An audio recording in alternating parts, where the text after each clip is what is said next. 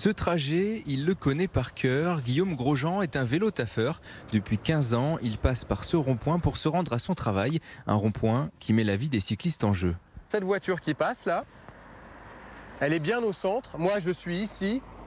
Et si moi, je fais le tour du rond-point, en fait, au moment où elle met le clignotant, elle ne me voit plus. Donc si moi, je vais vers le Puy d'Or, si je remonte vers Limonest, typiquement sur cette sortie, j'ai toutes les chances que la voiture ne me voit pas et en fait, vienne me percuter comme ça. Autre exemple, toujours sur la commune de Limonest, mais sur une route départementale. À partir du moment où on a la bande de peinture, les automobilistes oublient que la loi impose de dépasser à plus d'1 mètre quand on est en agglomération et plus d'1,50 mètre quand on est en dehors d'agglomération. Guillaume ne rejette pas la faute sur les automobilistes. Si certains ont une conduite dangereuse, la plupart font attention aux cyclistes sur le bord de la route. Pour lui, c'est une question d'habitude et d'aménagement. Ça, c'est un énorme gâchis en fait, en termes d'aménagement, parce que ça ne tient pas à grand-chose.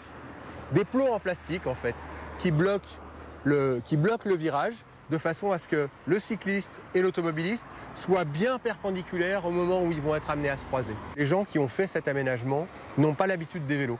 Ils ont l'habitude de faire des aménagements pour des voitures, mais pas pour des vélos. Tous les utilisateurs de deux roues sont concernés. Dans le Rhône, en 2022, 9 personnes sont décédées sur les routes. C'est 4 de plus qu'en 2021.